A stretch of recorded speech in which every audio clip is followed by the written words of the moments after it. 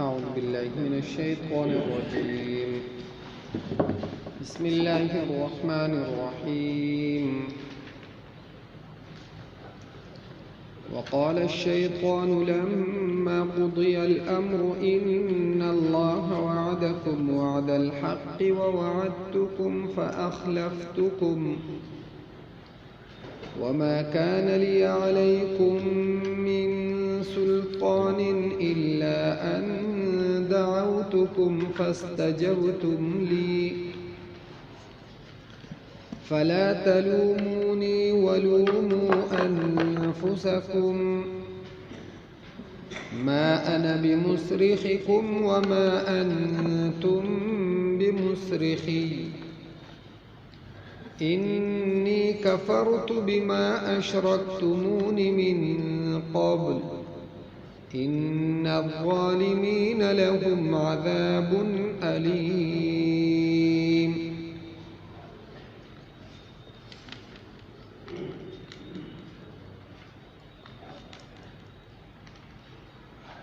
مخکې آیت کې ذکر وشو چې کله الله پاک ته ټول خلق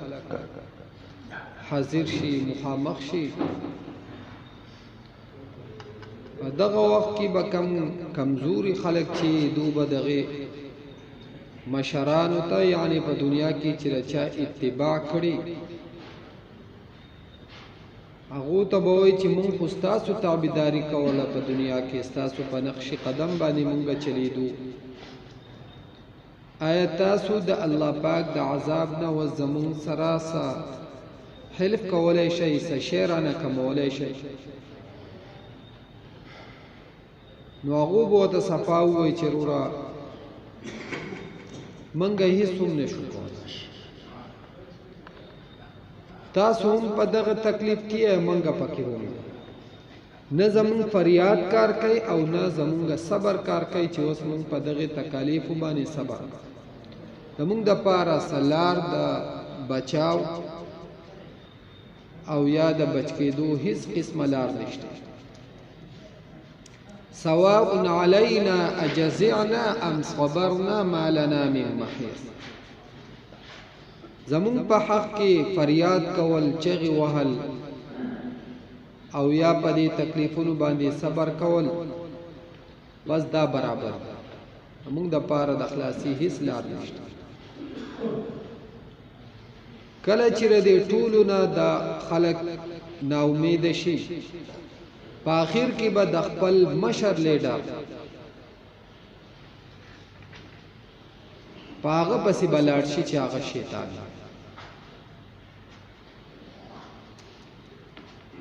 چیرې تو زمون سره سکولای شي خوستا په نقش قدم باندې چلی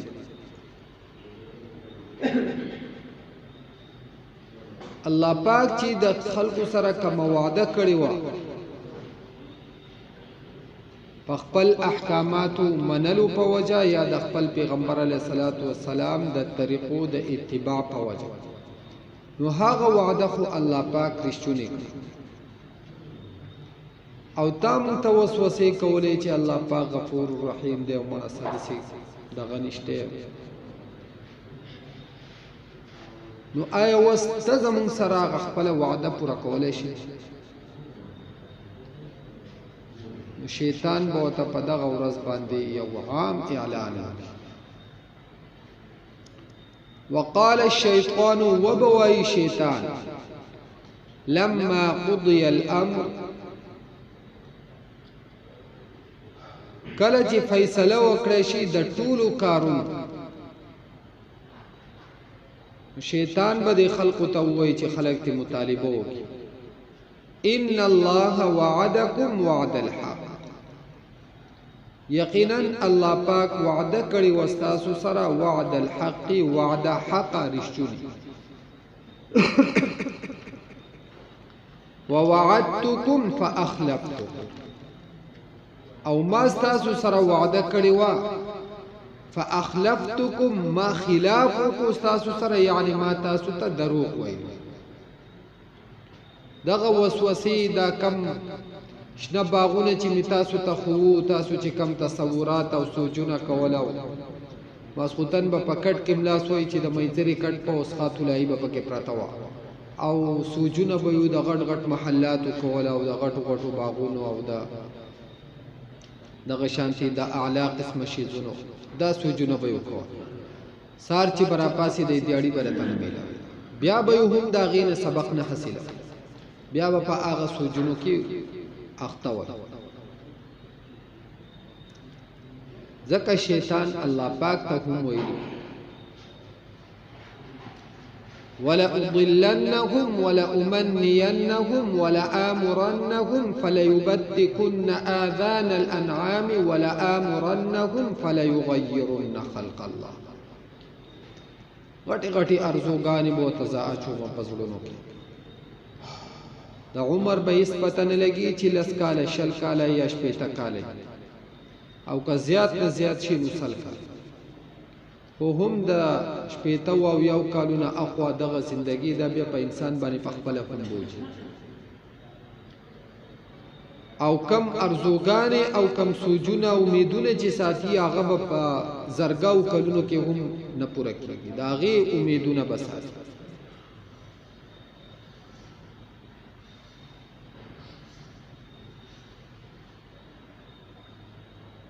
او بل دا فلیبتکن آذان الانعام د ساورو غوږونه بصیری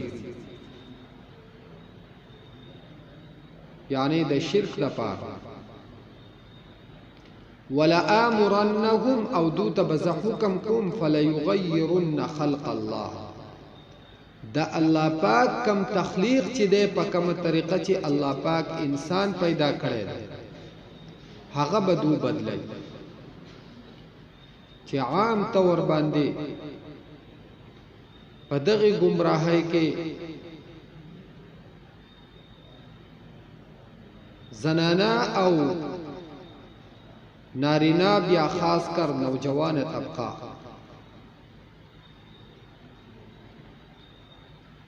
دا په انتهایی تیزی کې روانه دا ورزي نری کول دغه شانتي دا نور شکل و شباهت بدلول کم دا گاٹی چی دی دیتا آغا لنزونا وغیرہ آغا سسٹم لگول دا ټول دا اللہ پاک پا تخلیق کی بدلوال راوستے اللہ پاک تا پا یو طریقہ بندی پیدا کرائی ستا شکل و صورت اللہ پاک یوشان پیدا کرے دے ته کوشش کوي چې د الله پاک دغه تخلیق دغه پیدایش ته بدل ځکه دا خپل نه دی او ته خپل کې نو الله پاک فرمایي لقد خلقنا الانسان في احسن تقويم انسان ما انتهایی پخپوري طرز و طریقه او انداز باندې پیدا کړ او انسان د دین انکار کوي چې نه د الله پاک د پیدایش د الله پاک دا راکړې صورت او سیرت دا زما صحیح نه دی په خپل پنوسی او پدې شي ضرور برابر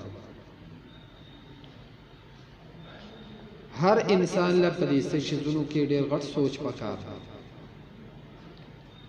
بعضی شیزونو کې انسان خپکه گئی بنو صرف د دې مسلې په تور باندې نو کسو کې منلې شي هم ډېر غټه خبره ده کنه شي منلې ما بچا باندې هیڅ قسمه نشانه وي څوک نه عام تور خلک وای ګیره چې د سنت سنت دومره غټه مسله خو نه ده لیکن دا قرآن مجید دغه آیت ته سوچ نه کوي چې پدې کې تخلیق دا بدلول چې الله پاک تعالی کم صورت او کم شکل در کړی دی تا الله پاک په کم صورت او شکل پیدا کړی هغه ته بدله دا سری دا حرام نه دی آیا کته پدې سوچ باندې دا نه کې نور دی دویم صورت هغه بیا چاته معلوم دی چې هغه سره او هم دغه یو صورت ته چې نه د دې سنت سره چې دا د پیغمبر علیه الصلاۃ والسلام سنت د دې سره ځخنخ کا او چې کله شاروخ خان ویخته واړی نو پاغي کې بیا موږ سوچ کوو او دا غیر لپاره کوشش کوو چې هغه شان ویخته واړ پاغي کې خخ اسی د الله پاک صبر ته چې انسان سوچ وکړي یقینا چې الله پاک په موږ باندې انتهایی مهربان منګه دعوه د دې خبرې کوو چې موږ د الله پاک بندګان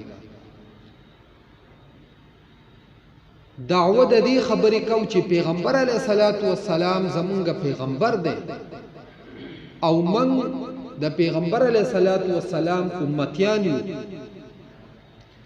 او موږ د پیغمبر علیه الصلاۃ والسلام په ناموس باندې خپل ځان او خپل مال او خپل اولاد قربانولو ته تیار یقینا ضروري د پیغمبر علیه الصلاۃ والسلام سنت موږ په مخ باندې نه پریږدو موږ د پیغمبر علیه الصلاۃ والسلام په ناموس نور سنن وو دا صرف تشه خبرې بس ځان دوکه کول دي یا د چا سره چې خبرې کوو هغه انسان دوکه کول الله پاک نه دوکه کوي الله پاک زمون په دې هر حالت باندې عالم دی ان الله علیم بذات الصدور په دې سینو کې چې کم د انسان پټ رازونه دي الله پاک پاغي باندې هم خبر ده او موږ د دې خبرې دعوه کوو چې موږ د پیغمبر علیه الصلاۃ والسلام سره محبت کوونکي یو آیا محبت ده وګوره چې کم کسان د دنیاوي خلقو سره محبت ساتي نو په بازار کې په میاشتو پاپتو ګرځي چې هغه کومه جوړه غوستي هم هغه کپڑا پیدا کړي هغه چې څنګه جوړ کړي نو بیا په هغه طریقه باندې جوړ او هغه چې په ګرځېدو کې کم طرز او طریقه او رفتار اختیاري نو د کوشش کوي چې هغه رفتار او هغه طرز او طریقه اختیار او چې هغه کم قسمه ویخته هغه ساتي نو د کوشش کوي پاغي باندې غټي غټي خرچې کوي خو چې د خپل ویخته په هغه طریقه باندې دې ته وایي د محبت آثار ایا منګه هم د پیغمبر علیه الصلاۃ والسلام سره د محبت دعوت من چرته کې خپل مخ باندې د پیغمبر علیه الصلاۃ والسلام هغه سنت چې دا د پیغمبر علیه الصلاۃ والسلام نه علاوه د آدم علیه الصلاۃ والسلام نه والا د پیغمبر علیه السلام پورې چې څومره انبیا راغلي دي د دې ټول سنت ایا مونږه دغه سنت ته په کم نظر وو د دې سنت مونږ چرته کې پزړه کې دا خیال او دا سوچ راوسته لري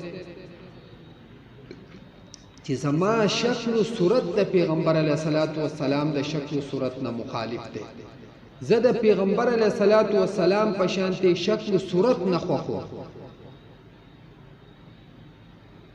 نو چې زما د محبت دعوه د پیغمبر علیه الصلاۃ والسلام سره دارشتونی ده او کدارشتونی ده او د الله پاک حکم دی ماته صفا چې کته د خدای سره تاسو محبت کول غواړئ نو د پیغمبر علیه الصلاۃ والسلام تابعداري وکړئ ان کنتم تحبون الله فاتبعوني يحببكم الله نو الله پاک پس تاسو سره مینه وکړي او که تاسو د پیغمبر علیه الصلاۃ والسلام تابعداري نه کوئ دا غي سره دشمنی ساتئ نو تاسو د خدای سره په محبت کې په مینه کې دروغجن یې او الله پاک د داسې خلکو سره مینه کوي دغه الله پاک او الله الصمد ذات دی الله پاک چاته څه ضرورت دی چاته څه حاجت دی حاجتمن خو منګ یو سوالګری خو منګ یو محتاج خو منګ یو چې منګ ځان غنیان حساب نو الله پاک خو غنی او غنی د پاغي کې څه شي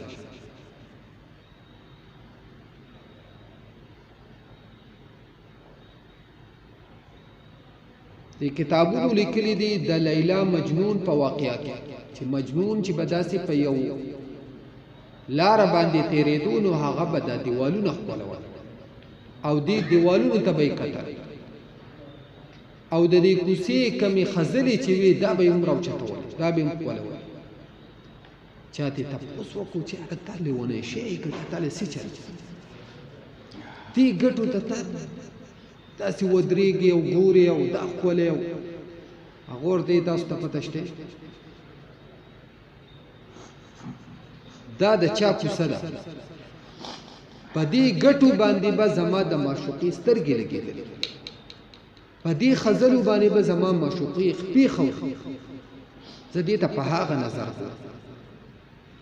ایا موږ د پیغمبر علیه الصلاۃ والسلام سنتو ته چرته په دغه نظر کتلی دي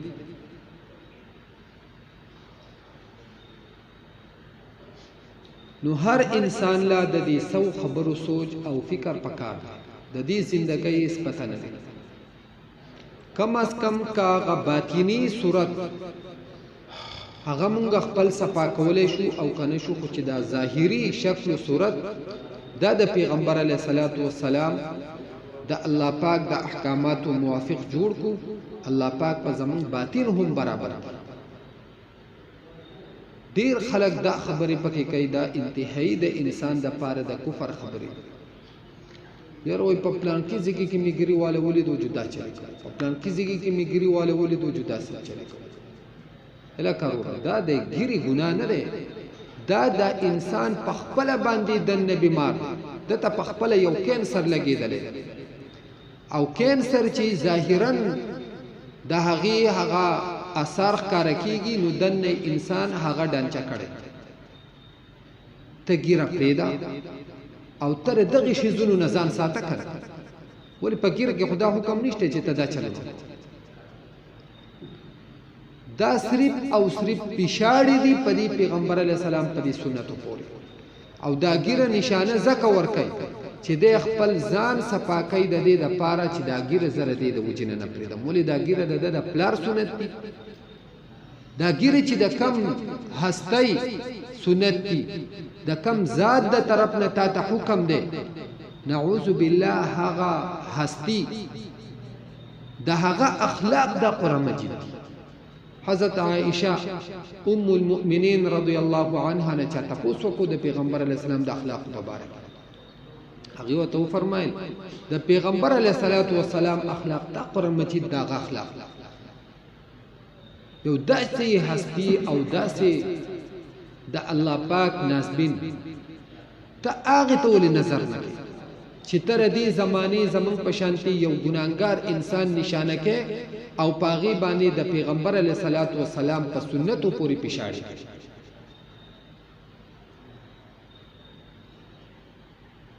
نو الله پاک دې زمون حفاظت کو فرمایي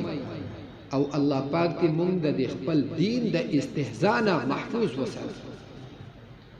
که یو عمل په خپل کولای شي او کنه شي کم از کم د یو نیک کار د یو سنت عمل داغي د استهزاء داغي د پښاړو داغي د خندانه په غب کې به هم هغه طرف ته تصور ولې د غب نور کارونه نور خبرې کمی دي چې صرف د پیغمبر علی السلام سنت په غب کې نشانه ګرځي کړه دې د وجنا یو انسان د پیغمبر علی السلام د سنتو نه محروم شو نو ردی وبال او ردی گناه هغه هم پتا باندې چاچی دغه انسان د متنفر کړي نو شیطان به خلق ته وایي چې الله پاک وعده کړی وستاسو سره حق وعده ما وعده وکړی وستاسو سره ما تاسو ته دروغ ویلو لیکن وما كان لي عليكم من سلطان زما په تاسو باندې سزور نو یعنی ما څه دلیل تاسو ته نو راوړ چې تاسو د دلیل په وجه دوکشي الله پاک تاسو ته دومره انبیا را لېږلي آسماني کتابونه را لېږلي بیا دغه انبیا وارثین تاسو ته پاتې شي صحابه کرام دغه تعلیمات تاسو ته پاتې شي او د الله پاک د ازمکه اسمانونه پیدا کړیو په دې کې د الله پاک د وحدانیت نشانات د الله پاک د قدرت نشانات تاسو دې ته نه کتو هر ستا او صرف زما په یو وسوسو باندې تاسو دې طرف تراتلای الا ان دعوتكم فاستجبتم ما صرف تاسو راو بللی تاسو زما خبره ومنله یعنی ما تاسو تصریف وسوسه کوله تاسو پاغي زما خبره منله دومره دا ورځ او شپه الله پاک را وستا کلونه تیریدو دا نور او سپومه دا نظام چلیدو الله پاک انبیا دا دلایل دا معجزې دا آسمانی کتابونه دا هر څه تاسو پرې خو دي نو چې دومره تاسو ځان په خپل اړون کړو فلا تلومونی ما ملامت کوئ چرور دا استاد وجه ولومو انفسکم خپل ځانونه ملامت کړئ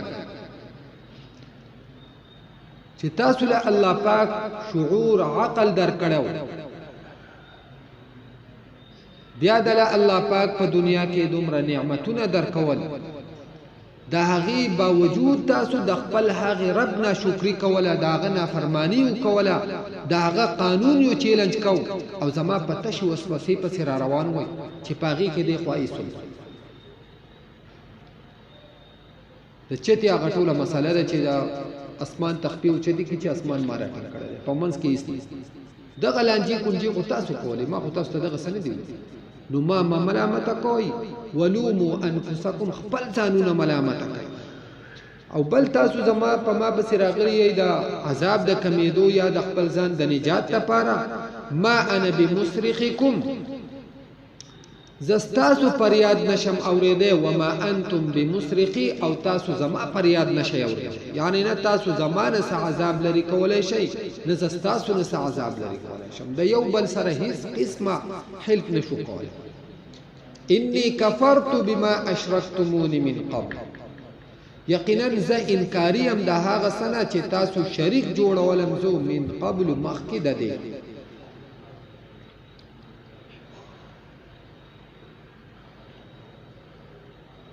او شرک دا یو داسې ګناه ده چې دا لوی ګناه ده ان الشرک لظلم عظیم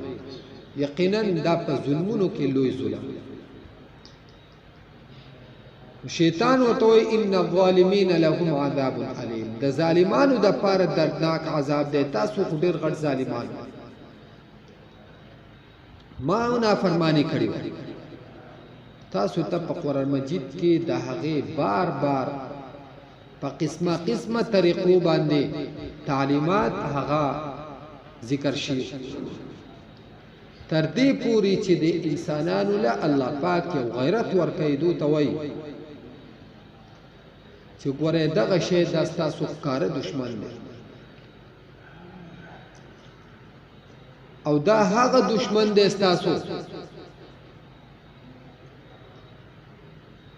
ينزع عنهما لباسهما ليريهما سوآتهما استاسو د پلار نکنه کپڑے ونوستلې دا هغه دشمن دی استاسو ځکه چې کله هغه د جنت نه الله پاک دنیا ته را لېږل د جنت کپڑے داغونه ختم شو او هغه خپل بدنونه په پاڼو باندې بیا پټول شروع نو دا د انسان ته غیرت ورکوي چې ګوره دا ستاسو هغه ازلی دشمن لیکن موږ په هغه دشمن پسې نن څنګه روان وادخل الذين امنوا وعملوا الصالحات او کم خلق چې ایمان راوړی دی وعملوا الصالحات او نیک عملونه کوي دغه خدا هغه نافرمان خلقو یا د کافر خلقو د پاره بیان کم مومنان چې هغه د ایمان سره سره د الله پاک د احکامات او د پیغمبر علیه الصلاۃ والسلام د طریقو اتباع کوون کی خلق دي نو الله پاک وای جنات تجری من تحتها الانهار دغه خلق به داخل کړي شي باغونو ته چې بهيږي بلاندې د هغې نه نهرونه یعنی باغی کې چې کم باغونه او کم محلات دي نو پاغي کې به نهرونه هم جاری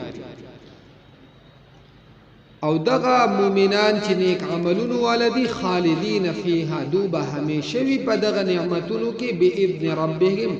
په حکم در رب خپل الله پاک دې مونږ هم دغه ته داخل تحیتهم پیشکشی د دوبه پدې کې سلام سلام تحیه ویل کېږي په خیر یعنی د یو بل سره د میلاویدو د پاره کم لفظ چې استعمالیږي چې زموږ په پښتو کې په خیر علي یا السلام علیکم لفظ سنور الفاظ خلق وي چې یا هر کله راشه وغیرہ عربی کې اهلا وسهلا مرحبا مرحبا دې ته تحیه نوردو د میلاویدو دعا او د میلاویدو طریقه په دغه ټیم کې به الفاظ ددو سلام سلام چې مخکې ردی بیان شوی دی چې الله پاک په سورۃ یاسین کې فرمایي سلام قولا من رب الرحیم دا سلام لفظ بدوته د الله پاک د طرف نه بهومي والملائکة يدخلون عليهم من كل باب سلام عليكم بما صبرتم دو چې کله د جنتونو دغه نعمتونو ته داخليږي په هر لار په هر دروازه په هر کوڅه کې بدوتا فرشته دغه شانتي حوري غلمان دا به ولاړي او دو ته سلام علیکم سلام علیکم دا الفاظ بدوتا وي او په سوره یونس کې دي چې کله مسلمانان یعنی جنتیان د یو بل سره میلاویږي نو هل تبهم په لفظ د سلام سره میلاوي چې دا د امن پیغام دی چې په دنیا کې انسان ته د یو بل نه تکلیف جنت داسې د نعمتونو زیږی دی چې هیڅ قسمه تکلیف په د یو بل نه چاته الله پاک زموږ وقال الشیطان او وبوي شیطان لما قضي الامر هر کله چې فیصله وکړي شي د ټولو کارونو ان الله یقینا الله پاک وعدکم وعده کړی د تاسو سره وعدکم وعده کړی و تاسو سره وعد الحق وعد رشتنی ووعدتكم او ما وعد کړی و تاسو سره فاخلفتكم بس ما خلاف کو تاسو سره یعنی ما تاسو ته دروغ وي وما كان لي او نو زما د پاره علیکم فتاسو باندې من سلطان سزور الا مگر ان دعوتكم دا چرا بللی ما تاسو فاستجبتم لی پس تاسو خبر او من لزما فلا تلومونی پس تاسو ملامت کوي مالرا ولوموا انفسکم او ملامت کوي خپل ځانونه ما انا بمصرخکم زستاسو فریاد نشم اوریده وما انتم بمصرخی او نتاسو زما فریاد اوریده شي یعنی نزستاسو سره سمدد کولای شم نتاسو زما سره انی کفرت